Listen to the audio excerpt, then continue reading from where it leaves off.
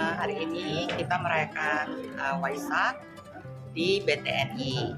BTNI itu adalah perkumpulan Bhinneka Tionghoa Nasionalis Indonesia, di mana yang kita harapkan adalah terjalinnya inklusivitas antar umat beragama di Indonesia. Temanya apa? Temanya Gema Waisak, Gema Kebinekaan. Kalau boleh tahu rangkaian acaranya seperti apa sih, Bu? Acaranya yang kita mau kenalin karena kalau kita di Indonesia kan kita ada Muslim, ada Buddhis, ada Kristen, ada Katolik dan lain sebagainya. Secara umum yang kita ingin kenalkan kepada teman-teman kita yang non Buddhis di sini, seperti inilah kita merayakan Waisak gitu ya. Seperti kalau di BTNI mungkin sudah tidak asing dengan perayaan Lebaran, Tahun Baru, Natal. Nah, hari ini kita merayakan Waisak dan untuk melihat bahwa seperti inilah kita merayakan Hari Suci Umat Buddha Indonesia. Ini dihadiri oleh siapa aja, Bu, kalau boleh? Tentu yang dia hadiri ada pembimas agama Buddha, juga ada foundernya dari BTNI, yaitu Mas Eros Jarot, dan juga ada Mas Slamet Raharjo yang akan hadir di sini, selain memang yang mulia Bhikkhu Sangha. Susun acaranya berapa ini acara untuk hari ini Waisak ini? Acara Waisak memang selain ada acara cultural, jadi ada tari-tarian juga, ada tari-tarian dan juga tentu ada daban desana dari yang mulia Bhikkhu Sangha. Di tema yang nanti yang akan dibawakan juga tentu mengenai kebinekaannya, bagaimana kita merangkul semuanya gitu. Nah, terus Eros Jarot di sini sebagai apa, Bu? Ketua atau sebagai apa? Pendiri founding father-nya dari BTNI. Mas Eros Jarot adalah founding father-nya BTNI. Tujuan utama dari perayaan Waisak ini apa kira-kira? Kalau Waisak sendiri, esensi Waisak adalah merayakan tiga hari suci ya. Jadi maksudnya kelahiran, pencerahan, dan kematian Sang Buddha. Itu esensinya. Jadi kita sebutnya Trisuci Waisak gitu. Jadi merayakan 3 momentum penting dalam agama Buddha. Tadi saya lihat ada pelajar-pelajar atau apa itu, Bu? Apa fungsinya? Nanti itu akan yang menjalankan prosesinya semuanya, prosesi dari perayaan Waisak. Selain jadi ada prosesi untuk upacaranya. Harapan saya tentu kalau seandainya Waisak bagi saya sendiri karena saya Buddhis ya, saya berharap bahwa maksudnya kalau seandainya kita di BTNI kita bisa maksudnya menjalin kerukunan, karena kan maksudnya kalau seandainya kita lihat gembar-gembor agama di luaran kayaknya serem-serem banget. Padahal kalau seandainya kita di sini kita semuanya rukun satu sama lainnya, nggak ada masalah. Nah itu yang semangat itu yang kita ingin tularkan gitu ya.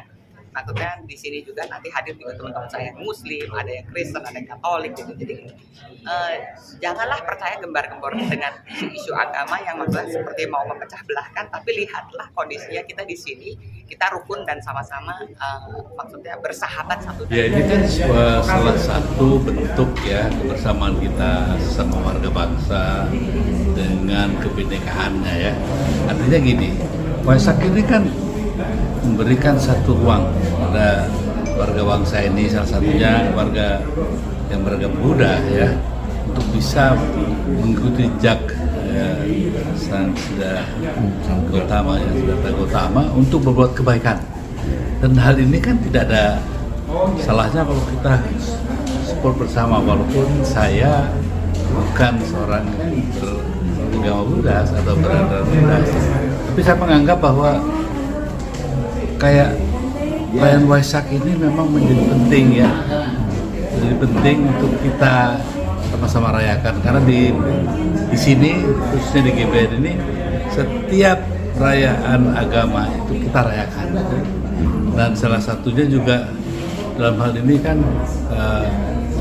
Waisak merupakan satu peristiwa yang perlu juga kita muliakan ya, sebagai satu hari yang perlu kita peringati agar apa yang sudah dipercontohkan ya oleh Siddhartha Gautama itu bisa diikuti oleh seluruh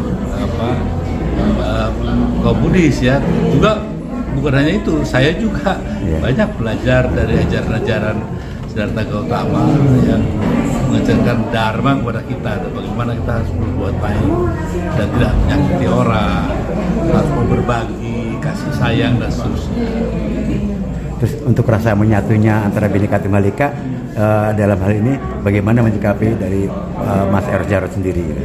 Ya, ini saya rasa kita kan tidak hanya bisa di dalam bukan ngomong saja ya, jangan hanya bicara saja, tapi bagaimana kita secara nyata gitu ya melaksanakan ini dan berinteraksi satu dan lainnya dengan kegotong royongan yang sebagaimana kita junjung tinggi ya.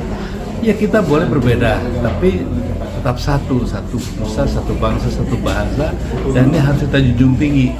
Nah, siapapun yang tidak bisa menghormati hari raya Waisak ataupun hari raya besar lainnya ya dari agama yang lain, ya rasanya kok dia belum paham bahwa pentingnya itu menghayati yang namanya kebinekaan yang diajarkan oleh para pendiri Republik kita. Sekarang ini satu hal, kenapa kita bisa mendirikan Bhinneka Tionghoa Nasionalis Indonesia ya, ini satu, jangan sampai ini ada upaya di mana mengorbankan mayoritas ya kaum kedaulatan Cina yang sebetulnya orang Tionghoa ini kan tidak semuanya kaya, hanya cuman mungkin dari seluruh populasi yang ada nggak nyampe lah 3%, paling 1% pun nggak nyampe, yang betul-betul hidupnya luar biasa sehingga membuat social jealousy ya, kecemburuan sosial. Nah, yang dikorbankan nanti mayoritas ya.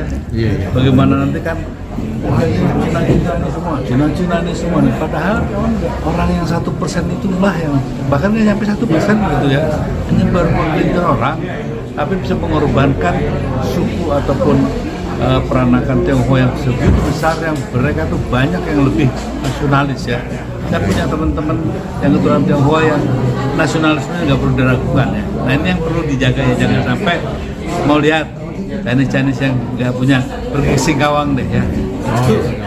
Ada Chinese yang tukang beca, kuli dan semuanya ya. Ingat kita ya, kita ini rakyat harus bersatu, jangan mau dipisah-pisahkan lah, apakah dia keturunan Cina, keturunan Arab, keturunan Belanda. Selama dia menjunjung Pancasila, Merah Putih NKRI, kita harus sama-sama bergandeng tangan membangun bangsa ini.